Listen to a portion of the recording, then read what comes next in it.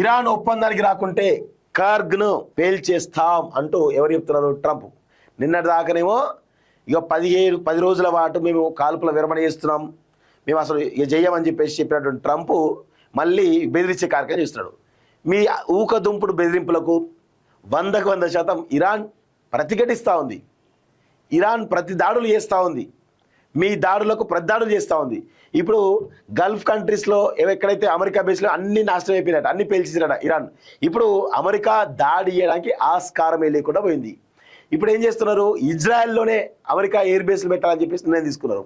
So వాటిని కూడా పేల్చేస్తే అసలు వీళ్ళకి అవకాశమే లేదు. అందుకే ట్రంప్ ఎనకడిస్తున్నాడు. ఎందుకు ఎనకడిస్తున్నాడు?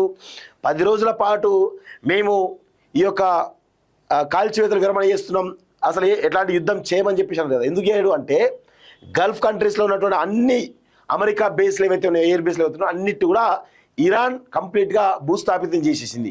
అసలు అమెరికా దాడులు చేయడానికి అవకాశం లేకుండా పోయింది. సో ఇప్పుడు అందుకే ఇట్లా మళ్ళా కొత్త పాట పాడుతున్నాడు, బెదిరించే కార్యక్రమం చేస్తున్నాడు. చర్చలు ఎట్లయినా సరే ఇరాన్ ఆధిపత్యం, ఇరాన్ చెప్పిన షరతులే ఒప్పుకోవాలి, లేకపోతే యుద్ధం ఆపని చెప్పేసి ఇరానే చెప్తుంది. సో ఇప్పుడు ఏం చేయాలో అర్థం కాక మళ్ళీ బెదిరించే కార్యక్రమం చేస్తున్నాడు. సో ఈ యుద్ధం ఇంకా దీర్ఘకాలికంగా కొనసాగేటువంటి అవకాశం ఉన్నట్టుగా చాలా స్పష్టంగా అర్థమవుతోంది. సో చమురు బావులు, విద్యుత్ కేంద్రాలు కూడా అమెరికా అధ్యక్షుడు డొనాల్డ్ ట్రంప్ హెచ్చరిక. యుద్ధ సమయంలో తనకు అండగా నిలిచినటువంటి ప్రజల కృతజ్ఞత తెలిపినటువంటి ముస్తఫా ఖమేని ఇరాన్ భారత్ జల కేంద్రం ధ్వంసం తిరిగి వినియోగంలోకి తెచ్చే అవకాశాలు అంతర్జాతీయ అణు ఇంధన సంస్థ వెల్లడి. పాక్ మధ్యవర్తిత్వానికి ఒప్పుకోమంటూ ఇరాన్ స్పష్టం చేస్తుంది.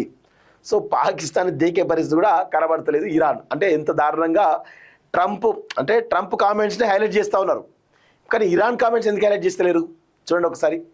సో ఇరాన్ గనక తమతో త్వరలో ఒప్పందం కూర్చుకొని హోర్ముజ్ జలసంధి తెరవకపోతే ఆ దేశానికి అత్యంత కీలకమైనటువంటి కర్గ్ దీవిని, చమురు బావులను, ఇరాన్ విద్యుత్ ఉత్పత్తి కేంద్రాలను పేల్చిస్తామని, సర్వనాశనం చేసిస్తామని అమెరికా అధ్యక్షుడు ట్రంప్ సోమవారం హెచ్చరించారు. ఈ మేరకు తన సొంత సోషల్ మీడియాలో ఆయన ఒక పోస్ట్ పెట్టారు. ఇరాన్లో మా సైనిక చర్యను ముగించడానికి ఒక కొత్త మరింత హేతుబద్ధమైనటువంటి ప్రభుత్వంతో అమెరికా చర్చలు జరుపుతుందని, ఈ చర్చల్లో గొప్ప పురోగతి కనిపిస్తుంది. ఏదైనా కారణం చేత ఒప్పందం త్వరలో కుదిరే అవకాశం ఉంది. వారిజ్య కార్యక్రమాల నిమిత్తం హోర్ముజ్ జలసంధి తక్షణం తెచ్చుకోకపోతే మేము ఇంతవరకు తాకని వారి ఇరాన్ విద్యుత్ ఉత్పత్తి కేంద్రాలు, చమురు బావులను, కార్గ్ దీవిని, ఉప్పు నీటిని మంచినీరుగా మార్చే అన్ని డీశాలినైజేషన్ కేంద్రాలు పేల్చివేసి పూర్తిగా నాశనం చేసి ఇరాన్లో మా గొప్ప బసను ముగిస్తాం అని ఆయన పోస్ట్లో పేర్కొన్నారంటూ చూస్తా ఉన్నాం. సో 100% ట్రంప్ ఇవన్నీ కూడా ఊకతుంపుడు వార్నింగ్లు తప్ప ఒక్క దానిలో కూడా వాస్తవం ఉండదు, గుర్తుపెట్టుకోండి. సో గత 47 ఏళ్ల భీకర పాలనలో ఇరాన్ అత్యంత క్రూరంగా చంపేసినటువంటి అమెరికన్ సైనికులు, చూడండి ఒకసారి, 47 ఏళ్ల భీకర పాలనలో ఇరాన్ అత్యంత క్రూరంగా చంపేసినటువంటి అమెరికన్ సైనికులు, ఇతరుల మరణాలకు ఇది ప్రతీకారమని వివరించారు. ఇంతకు ముందు పెట్టిన మరో పోస్ట్లో ఇరాన్లో ఇది చాలా పెద్ద రోజు, ఆ దేశంలోని చాలా కాలంగా వేచిస్తున్న అనేక లక్షల్లో ప్రపంచంలోని అత్యంత శక్తివంతమైనటువంటి మా గొప్ప సైన్యం తుడిచిపెట్టిందని ట్రంప్ పేర్కొన్నారు అంటూ చూస్తాను. సో ఇట్లా చెప్తూనే ఇదంతా కనబడుతుంది. సో చూడండి, ఇక్కడ ఇజ్రాయెల్కు అమెరికా బేస్లట, మిలిటరీ బేస్లు. ఇరాన్ దాడిలో గల్ఫ్ దేశాల్లోని అమెరికా మిలిటరీ బేస్లన్నీ ధ్వంసం కావడంతో సో ఈ పరిణామాన్ని తనకు అవకాశంగా మలుచుకునేందుకు ఇజ్రాయెల్ ప్రయత్నాలు చేస్తుందట. సో ఖతార్, బహ్రెయిన్, యుఏఈ తదితర దేశాల్లోని బేస్లన్నింటినీ తమ దేశానికి తరలించాలని అమెరికాకు ఇజ్రాయెల్ విజ్ఞప్తి చేస్తున్నట్టు అమెరికా మీడియా పేర్కొంది. ఇందుకు అమెరికా అంగీకరిస్తే భవిష్యత్తులో ఇజ్రాయెల్కు సైనిక పరంగా మరింత భద్రత లభిస్తుంది. ఇరాన్పై అమెరికా దాడికి ప్రతీకారంగా ఇరాన్ తన పొరుగున ఉన్న దేశాల్లోని అమెరికా మిలిటరీ స్థావరాలపై భీకరంగా దాడులు చేసింది. ఖతార్లోని అల్ ఉదైద్, బహ్రెయిన్లోని 5th ఫ్లీట్, యుఏఈలోని అల్ దఫ్రా బేస్లను మరింత సురక్షితమైన ప్రాంతాలకు తరలించాలని అమెరికా కూడా ఆలోచిస్తుందని వార్తలు వెలువడ్డాయి.